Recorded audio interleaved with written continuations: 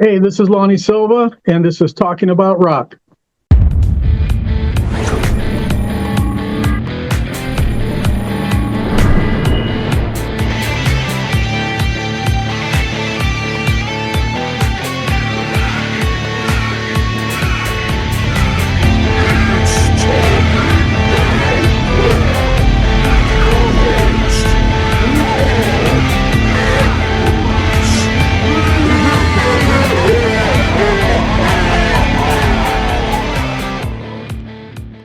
Okay, today's guest is best known for his work with the rock metal band Blacklist 9, which he co-founded in 2013 with his son Kyle.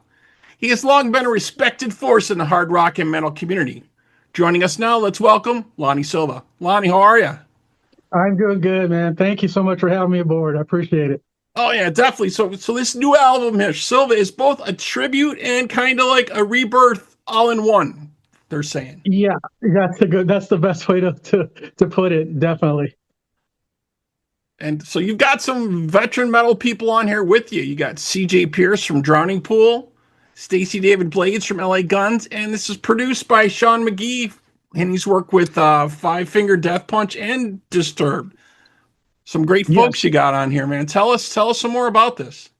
Yeah, so the last band, Blacklist 9, a friend of mine hooked me up with Shawn McGhee, and he produced our record. And then with this new album, you're aware of what happened with my son, kind of that story. My son was a lead guitar player for Blacklist 9, and tragically he passed away almost 3 years ago. So I took a time off from writing, doing anything, and when I started writing, I sent my material to Shawn McGhee, and he looked at it and listened to it and said, "Hey, you need to do an album." And so we started collaborating on what I've written. And then I mentioned to him, "Can you get any of your rock star friends to, maybe do a guest spot or something?" Because he knows everybody. And so, yeah, he rounded up these great guys, CJ Pierce from Drowning Pool and Stacey from LA Guns, formerly LA Guns. The drummer, RJ, the drummer, I'm sorry, Rob Pierce, I get all mixed up. He's in Flat Black, which is a band that's fronted by the former lead guitar player from Five Finger Death Punch, Jason Hook. On bass, we got AP Passarillo. He's got a kind of long name, right? But he played in Gemini Syndrome, and he plays in a band what's called Semi Rotted, which is the lead singer is Jeremy Spencer, the former drummer from Five Finger Death Punch, and the singer is Pete Ross, is from a band called Crashing Wayward, and they're up and coming. So he put the whole project together, and what eventually happened was these guys were just making my music sound. I was so happy with what they were doing that I decided to not play any instruments. I'd let them take over and do their magic, and I think they did an incredible job. Yeah, definitely some standout tracks on here, like you're saying, from CJ Pierce of Drowning Pool. He's appearing on the track No More and I Am Silent, which sounds amazing, definitely, for sure. And like you're saying, you got Jeremy Spencer on here, the former Five Finger Death Punch drummer. So very, very cool. And Rob Pierce from Flat Black. And we actually talked to Jason Hook last year when they first got Flat Black together, and he kind of told us about what's going on. But yeah, I really love their stuff. And you mentioned the other band, Crashing Wayward. They're definitely an upcoming band from what I've seen for them. Definitely some great stuff coming out for them. Oh yeah, definitely. Yeah. I never heard of him, and Shawn McGhee was, hey, I got this singer, you got to listen to him and then check out the band. And yeah, I was totally blown away. And Pete did all the vocals on the album, and it's just, from the soft ballads to the commercially type rock to the heavy stuff, he just nailed it on every song, nailed it. Yeah, definitely very cool tracks on here for sure. Well, let's review a little bit of the Blacklist 9 history, if folks are not familiar with it. So you guys formed this in 2013. You and Kyle put that together. In 2014, the band recorded their first demo titled Madness, I think, at Busy Signal Studios. You guys did that. And in 2016, the band began writing new material. And you kind of wanted to take it in a different direction, I think, from what was said. So you recruited a different vocalist on here. You got Graham Fletcher on vocals and Ray Burke on bass at that point to do that. Yeah. So that kind of changed the sound and direction. And then in 2017, you guys actually got a spot opening up for John 5 at the Whiskey in LA. Yes. Yeah. That had to be an amazing show. Tell us a little bit about how that went. That was being a big fan of John 5. Opening for him was totally an honor, but getting to watch him and like a sound check and his just the way he plays was amazing, and it was a great show. And I can't thank them enough to letting us open for John 5 over there. It was definitely a great show. Yeah, definitely such a historic place out there. So many cool bands have been through there, and you've done some other stuff here as well. I was reading through some more of your history. So you had your song "Mental Hostage" was featured in a USA Network TV show Shooter. Yes, yeah, it was. I work in the movie and TV industry. I'm a studio driver, and the person who created Shooter, I showed him the music and he really liked it, and he said, let me see if I can put one of your songs on there, and he did, and it was cool. We were blown away. That was the beginning of things starting to happen for Blacklist 9 at that time. Yeah, I think that's the sweet spots for so many bands. You want to try to get your tracks in a movie, a TV show, or even video games. Video games is a huge thing nowadays. I know from so many younger guys that play games and stuff, and they hear all these different tracks and become more familiar with this stuff. And I was also reading you also got a chance then to open for Accept at the Canyon Club then later that year. Yeah, we opened they opened a venue close to my house, and we were able to be like the opening band for all these rock bands coming in. They would call us, say, hey, you want to open for so and so? So we opened for Accept, and that was a lot of fun. I can't remember the guitar player, the original guitar player from Accept, the tall guy with the bald head. I hate saying that.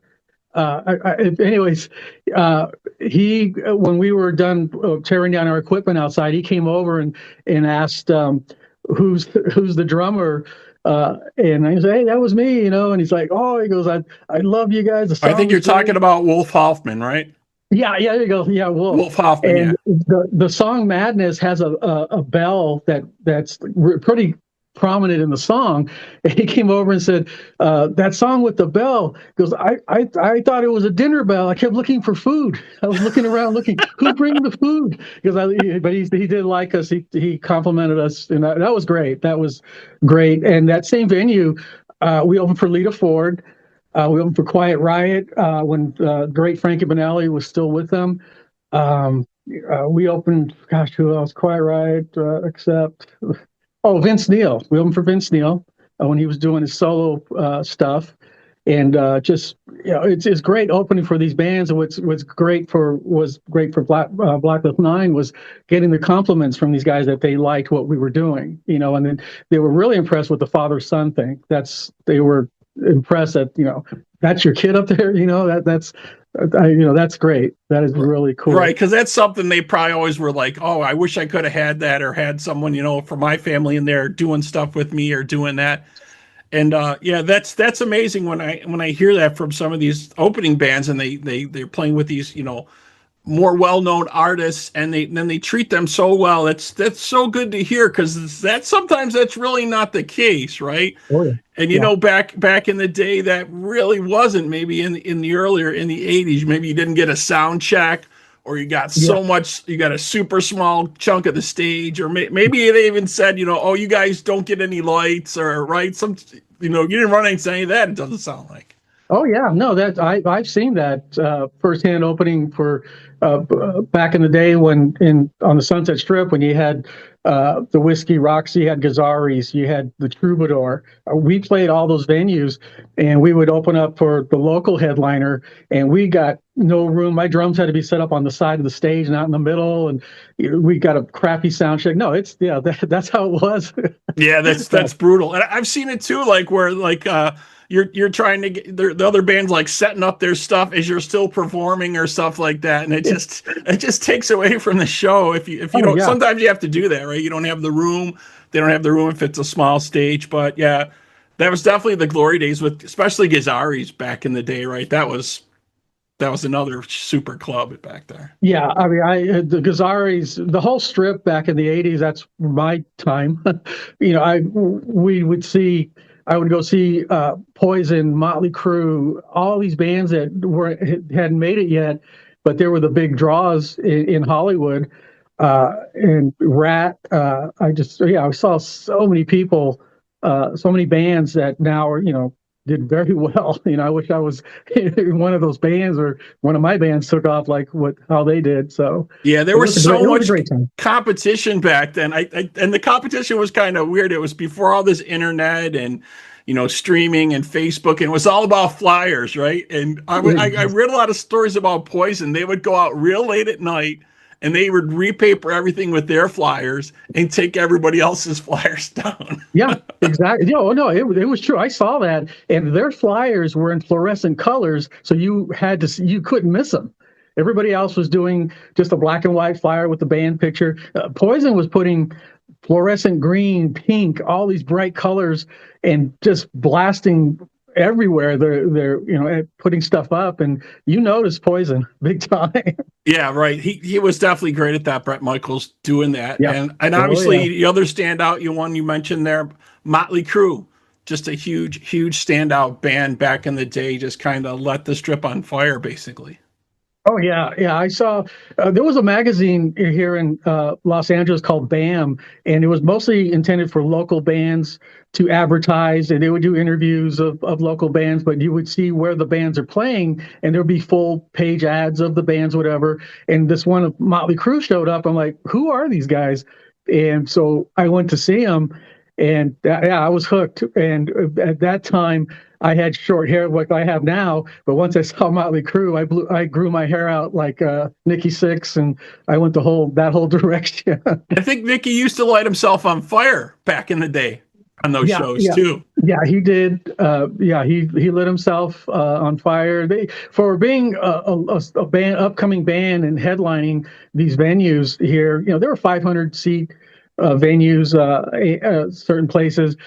They put on such a show. I mean, I knew these guys were going to be big, and I'm so glad I got to see them several times before they made it big. Yeah. Did you see that change when that change happened and the hard rock, switched gears and the grunge stepped in and all this kind of started to get the brakes put on with that? Were you out there to see any of that change or notice any of that change? Oh yeah, yeah. I definitely saw that, and even I went to making my hair just long, straight, not blasted, teased up anymore. I just went with Right. the A different flat hair. style. You had to have a different That's what style. everybody was Yeah. doing. So yeah, I definitely saw the change big time, and everybody just rushing to be the next Nirvana, Soundgarden, Pearl Jam. That's what was happening in Hollywood, and the hair days were gone. There was a couple of bands that were still trying to do the hair thing, but they kind of went by the wayside. Yeah, and I know a lot of bands, they had to pay to play back then to get into a lot of those clubs. That was the deal. There was just so many bands trying to do something. There was a lot of that going on as well. Oh yeah, it was. They still do it now. It's still pay to play at the Whiskey, all these places. It was brutal because it's hard to get when your band's up and coming and it's a Wednesday night in Hollywood. You have to sell 20, 30 tickets. To play, you can't get nobody out there at that time. So a lot of the tickets that we did, we would buy them ourselves and then just hand them out and say, hey, get free, free show, come see us, come see us. We were putting money, buying our own tickets and putting them out there. Yeah, yeah, I think that's really definitely hard, and we've seen it turn into something really difficult nowadays. Obviously, with the growth of streaming and physical media not really selling like it used to back in the day. Now we have concert tickets, that's like $1,000 a pop or whatever, or $500 a pop, and the fans don't understand that. It's because artists are not getting really making any money on their music anymore. Yeah, I know. It's so sad. You put something out, like I just put my new album out, and I don't know what people.